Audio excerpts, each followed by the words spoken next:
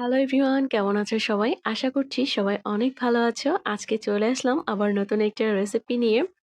আজকে আমি তোমাদেরকে নো ফেল গজার রেসিপিটা দেখাবো। একদম রসে টইটুম্বুর, আর দেখতেই পাচ্ছ কতগুলো করে লেয়ার হবে। তো এটা বানানোর পদ্ধতি এত সহজ, তোমরা না দেখলে কিন্তু বিশ্বাস করতে পারবে না। আর খেতে এত বেশি মজার হয়।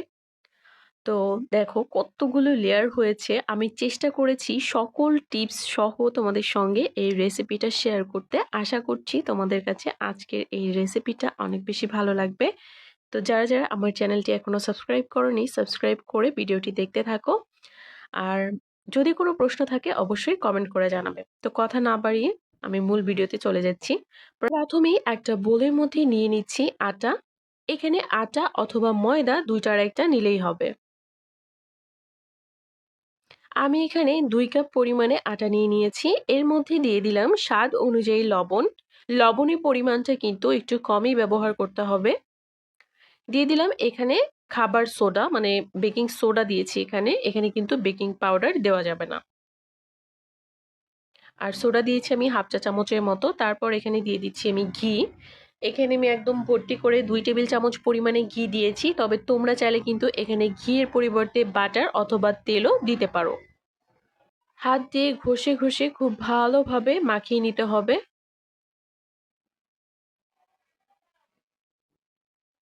দেখতেই পাচ্ছ, মুঠ করলে কিন্তু একাই ভেঙে যাচ্ছে না। আমি হাত দিয়ে ভাঙছি। চাইলে তোমরা এখানে ঘি আর তেল ২ টা মিক্সড করেও দিতে পারো। আসলে কি আমি একটু বলি, ঘিটা দিলে এটার টেস্টটা ভালো আসে, যার কারণে ঘি দেওয়া। তোমরা চাইলে তেল দিয়েও বানাতে পারবে, কোনো অসুবিধা নেই। খুব ভালোভাবে মাখিয়ে নেওয়া হয়ে গেলে আমি এখানে অল্প করে জল দিয়ে খামিরটা করব। আর প্রথমেই কিন্তু আমি খামিরটাকে একসাথে করব না, প্রথমে একটু ছাড়াই থাকবে। পরবর্তীতে আমি এটাকে একসাথে করে নিব। এই যে হাত দিয়ে কিন্তু প্রথমে এরকম ছেঁড়া ভাবে আমি মাখিয়ে নিচ্ছি। আর জলটা কিন্তু প্রথম থেকে অল্প করেই দিতে হবে, খুব বেশি জল আমি এখানে প্রথমেই দিয়ে দিব না।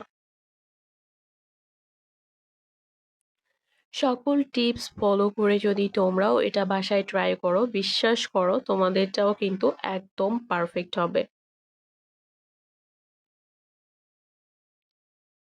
আরো কিছুটা জল এখানে আমি অ্যাড করলাম, একদমই সামান্য। আর আবারও আমি মিশিয়ে নিচ্ছি। নরমাল রুটি পরোটার খামিরের থেকে এই খামিরটা কিন্তু একটু শক্তই থাকবে।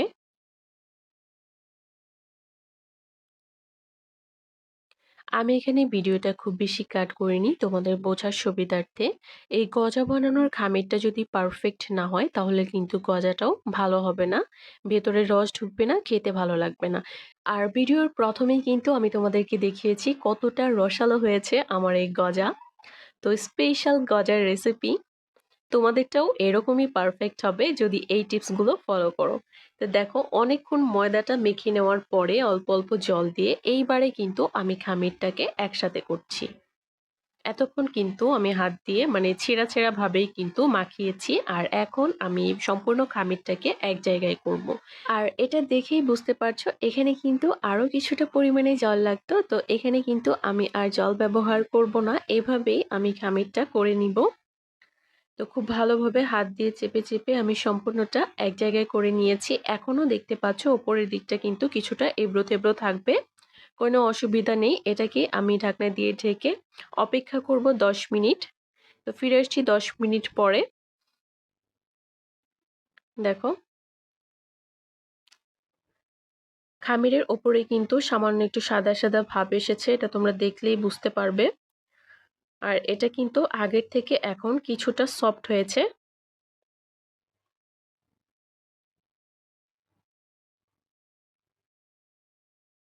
এখন এটাকে আমি বেলে নিব। এখান থেকে প্রথমে আমি কোনো রকম লেচি কাটবো না, সম্পূর্ণ রুটিটাই বেলে নিব। চারদিকে একটু এবড়ো-থেবড়ো থাকলে কোনো অসুবিধা নেই। আর এই রুটি কিন্তু বড় হবে না, অনেক বেশি বড় করব না, ছোট করেই বেলে নিব। যেহেতু এখান থেকে কোনো রকম লেচি কাটিনি, রুটিটা কিন্তু অনেক বেশি মোটা হবে।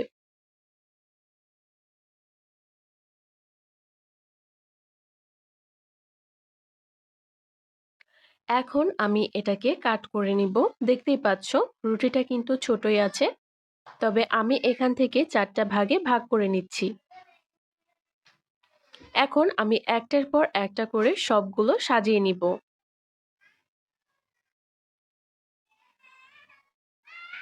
হাত দিয়ে হালকা হাতে চেপে চেপে প্রথমে একটু ছড়িয়ে নিব। এরপর বেলনি দিয়ে বেলে নিব।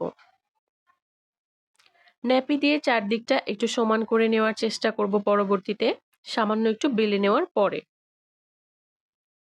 যেহেতু এটা ত্রিকোণ হয়ে আছে।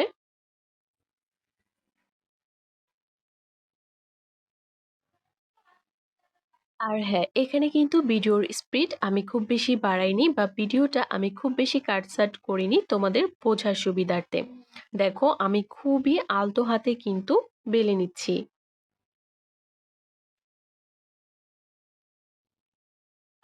তো এটাকে কিন্তু একটু সামান্য শেপ দিয়ে দিব। তো সাইড থেকে দেখতেই পাচ্ছ আমি কাজটা কিভাবে করছি ন্যাপি দিয়ে। একটু সমান করে দেওয়ার চেষ্টা করছিলাম।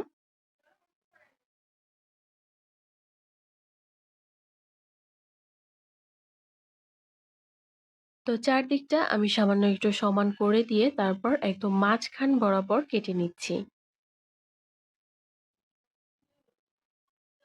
দেখো একটার ওপর একটা এভাবে বসিয়ে দিব।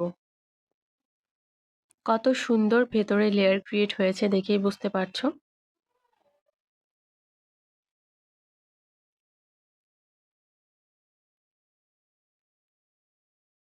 অন্য সব লেয়ারযুক্ত খাবারের ক্ষেত্রে কিন্তু বারবার ভেতরে তেল, ময়দা অথবা তেল, কর্নফ্লাওয়ার লাগিয়ে লেয়ার করতে হয়। কিন্তু এই গজা বানানোর ক্ষেত্রে কিন্তু কোনো কিছুই লাগছে না। জাস্ট এই ২ টা পদ্ধতি ফলো করবে। ২ বার একটু কাট করে নিবে তাহলেই খুব সুন্দর একটা লেয়ার কিন্তু তৈরি হয়ে যাবে। আর ভেতরে শিরাটাও সুন্দরভাবে ঢুকবে। তো আমি একদম হালকা হাতে আবারও চারদিকে ঘুরিয়ে ঘুরিয়ে বেলে নিচ্ছি।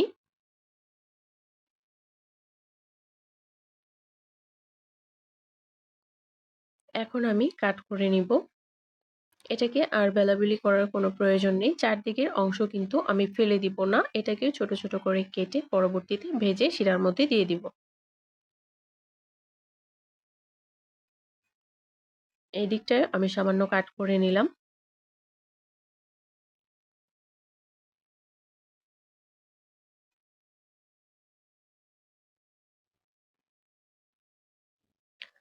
কাটার আগে প্রথমে একটু মাপ করে নিবে। এই গজা কিন্তু বিভিন্ন সাইজের বানানো যায়। তো তোমাদের পছন্দ অনুযায়ী সাইজটাই কিন্তু তোমরা করবে। আমি প্রথমে লম্বালম্বিভাবে কাট করে নিয়েছি আর তারপর আড়াআড়িভাবে কাট করে নিচ্ছি।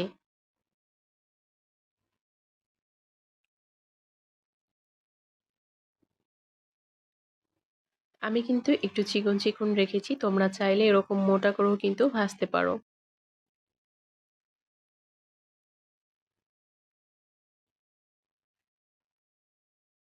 এখন দেখে কিন্তু বোঝা যাবে না আসলে কতগুলো লেয়ার হবে।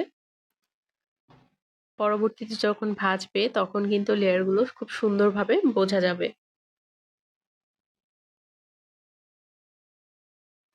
খুব সুন্দরভাবে আমি কেটে নিয়েছি।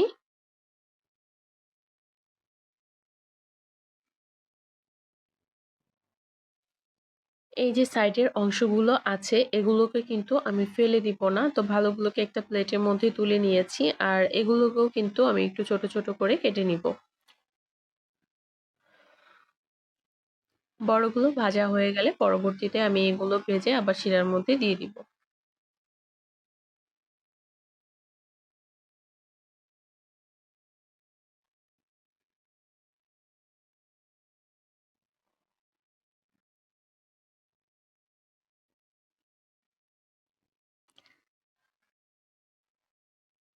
সবগুলোই কেটে নিলাম। এখন ভেজে নেওয়ার পালা। এর জন্য প্রথমে পর্যাপ্ত পরিমাণ তেল আমি গরম করে নিয়েছি। তো এই তেলে হচ্ছে আমি আগেরবার নিমকি ভেজেছিলাম। ওই তেলের মধ্যেই এখন গজাগুলো দিয়ে দিচ্ছি। আর দেখতেই পাচ্ছ তেলটা কিন্তু গরম না। মানে তেলে দেওয়ার সঙ্গে সঙ্গে কিন্তু ফুটে উঠছে না। তেলটা কিন্তু উষ্ণ গরম আছে। চুলার আঁচটা আছে মিডিয়াম টু লো হিটে। এই পর্যায়ে এটাকে খুব সুন্দরভাবে ভেজে নিতে হবে। মোট কথা গজা ভাজার সময় চুলার আঁচটা কোনোভাবেই বাড়ানো যাবে না। এগুলো যেহেতু অনেকটাই মোটা আর অনেকগুলো লেয়ার হয়, চুলার আঁচটা যদি বাড়িয়ে দেই তাহলে কিন্তু গজা কখনোই পারফেক্ট হবে না।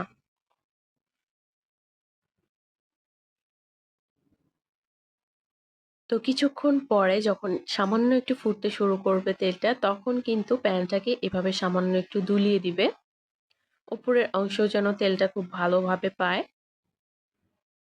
ভিডিওটা একটু লম্বা হয়ে যাচ্ছে, তারপরেও তোমরা ধৈর্য ধরে সম্পূর্ণ ভিডিওটা দেখবে। আশা করছি সম্পূর্ণ ভিডিওটা দেখলে তোমাদের রেসিপিটা একদম পারফেক্ট হবে, কারণ A to Z সকল টিপস সহ কিন্তু আজকের রেসিপিটা আমি তোমাদের সঙ্গে শেয়ার করেছি, আর ভিডিওটা খুব বেশি কাটছাঁটও করিনি বা স্পিডও বাড়াইনি,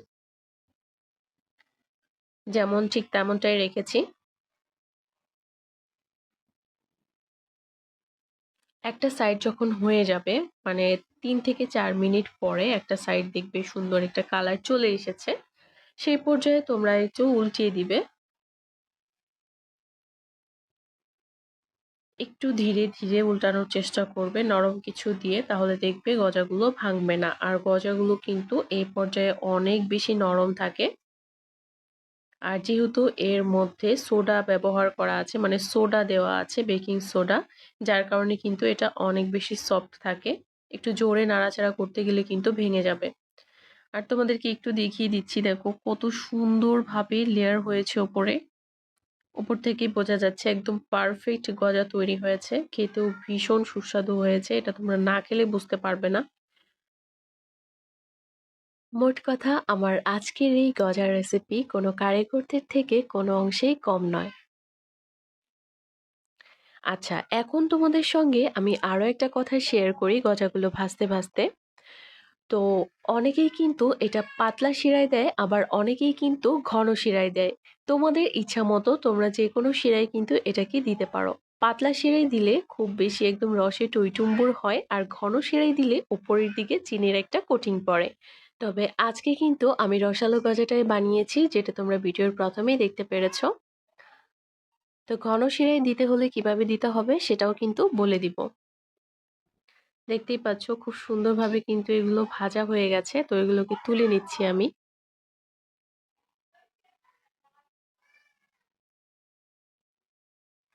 কত সুন্দর লেয়ার হয়েছে। মোট কথা একদম পারফেক্ট হয়েছে। এরকমটা হলে বুঝতে পারবে যে একদম পারফেক্ট হয়েছে। তো সবগুলো গজাই কিন্তু ভেজে নিয়েছি। পরবর্তীতে কিন্তু যে সাইডে কাটা অংশগুলো ছিল সেগুলো আমি ভেজে নিব। তো এখানে সবগুলো আমি একটা প্লেটের মধ্যে নামিয়ে নিচ্ছি, আর এইদিকে শিরাটা রেডি করে নিচ্ছি। এর জন্য এখানে একটা বাটির মধ্যে আমার শিরা ছিল আগে থেকেই, চিনি শিরা, তো সেটাই কিন্তু এখানে দিয়েছি। তোমরা অবশ্যই এখানে চিনি দিবে ১ কাপ আর জল দিবে 1/2 কাপ পরিমাণে। তো আমার যেহেতু মিষ্টি বানানোর শিরা ছিল, আমি ওইটাই এখানে অ্যাড করেছি। শিরাটা যখন খুব ভালোভাবে বলক চলে আসবে সেই পর্যায়ে গজাগুলোকে দিয়ে দিব। গজাগুলো দিয়ে চুলাটা অফ করে দিব, আর একটা ঢাকনা দিয়ে ঢেকে দিতে হবে। একটু জাস্ট আমি নাড়িয়ে একটু জাস্ট শিরাটা একটু মিশিয়ে নিচ্ছিলাম গজার সঙ্গে। তারপরে ঢাকনা দিয়ে ঢেকে এটাকে ১০ মিনিটের জন্য রেস্টে রেখে দিব। ১০ মিনিটের জন্য রাখলেই কিন্তু এনাফ। আর যারা উপরে চিনি কোটিং করে গজা বানাতে চাও তাদের জন্য বলে দিচ্ছি, ওইটাও কিন্তু খেতে অনেক বেশি মজার হয়। বিশেষ করে আমার কিন্তু ওইটা ভীষণ ভালো লাগে। তো সেক্ষেত্রে তোমরা কি করবে, চিনিটাকে একটু ঘন করে জাল করে নিবে। যেমন ধরো চিনিতে যখন একটা আঁশ উঠবে বা ঠান্ডা জলের মধ্যে চিনির সামান্য একটু অংশ ফেললে দেখতে পারবে যে শক্ত হয়ে গেছে, ঠিক সেই পর্যায়ে কিন্তু গজাটা দিয়ে নাড়াচাড়া করতে হবে। ঠিক সেই পর্যায়ে নাড়াচাড়া করে নামিয়ে নিবে, দেখবে পারফেক্ট হবে। তো আমি কিন্তু ১০ মিনিট পরে সবগুলো গজাই শিরা থেকে তুলে নিচ্ছি, আর কতটা পারফেক্ট হয়েছে দেখেই বুঝতে পারছো। আমার কাছে তো ভীষণ ভালো লাগছে। তোমাদের কাছে কেমন লাগলো অবশ্যই কমেন্ট করে জানাবে। আর আমার কিন্তু তর সইছে না, মানে এতটা লোভ জাগছে গজাগুলো দেখে। আমার ছেলে কিন্তু অলরেডি কয়েকটা খেয়েও নিয়েছে। তো আশা করছি আজকের এই রেসিপিটি তোমরা ট্রাই করবে আর আমাকে জানাবে তোমাদের কাছে কেমন লাগলো। আমি চেষ্টা করেছি A to Z সকল টিপস সহ এই মজাদার গজার রেসিপিটা তোমাদের সঙ্গে শেয়ার করতে। এটা খেয়ে তোমাদের একবারও মনে হবে না যে এটা বাড়িতে বানানো। মনে হবে এটা কারিগরদের হাতেই বানানো। একটু রসটা তোমাদেরকে দেখিয়ে দিচ্ছি, দেখো। একদম রসালো হয়েছে, তাই না? অসম্ভব মজার।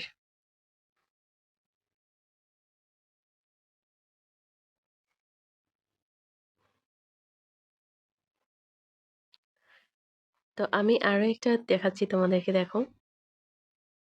প্রত্যেকটাই একদম পারফেক্ট হয়েছে, প্রত্যেকটাই।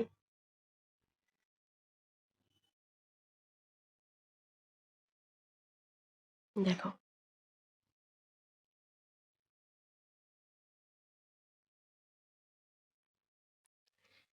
ভিডিওটি ভালো লাগলে অবশ্যই চ্যানেলটি সাবস্ক্রাইব করে পাশেই থাকবে। ভিডিওটা আমি আর খুব বেশি লম্বা করব না। আমি একটা ছোট্ট ফ্রিজে সার্ভ করে নিচ্ছি। তো আশা করছি ভালো লেগেছে। কমেন্ট করে জানাবে কেমন লাগলো ভিডিওটা। তারপরেও ভিডিওটা অনেক বেশি লম্বাও হয়ে গেছে আজকে, কারণ আমি খুব বেশি কাটছাঁট করিনি। প্রথমেই তোমাদেরকে বলে দিয়েছি যে আমি খুব বেশি কাটছাঁট করিনি, একটু লম্বা তো হবেই।